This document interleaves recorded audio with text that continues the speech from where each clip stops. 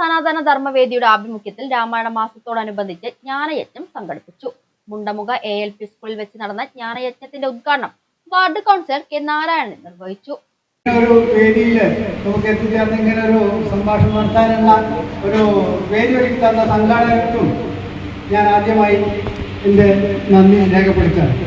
കാരണം നമുക്ക് ഇങ്ങനെ സനാതന ധർമ്മങ്ങളെ പറ്റി വിശദീയമായ പല കാര്യങ്ങളുമൊക്കെ ഭക്തി സാന്ദ്രമായ പല കാര്യങ്ങളിലും നമുക്ക് പങ്കെടുക്കാൻ പറ്റില്ലെങ്കിൽ കൂടി അതിനുവേണ്ട എല്ലാവിധ കാര്യങ്ങൾക്കും പറഞ്ഞു തരാനും നിങ്ങൾക്ക് എല്ലാം എത്തിച്ചേർന്നുള്ള നമ്മുടെ ശ്രീപരിവാരങ്ങളോട് സംസാരിക്കുന്നതായിരിക്കും.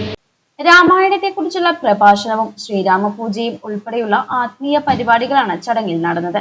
ശ്രീകല ചടങ്ങിൽ അധ്യക്ഷത വഹിച്ചു. മംഗലം മണി സ്വാഗതം പറഞ്ഞു.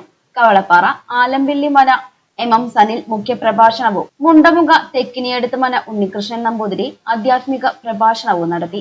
RK അഭിലാഷ് നന്ദി പറഞ്ഞു.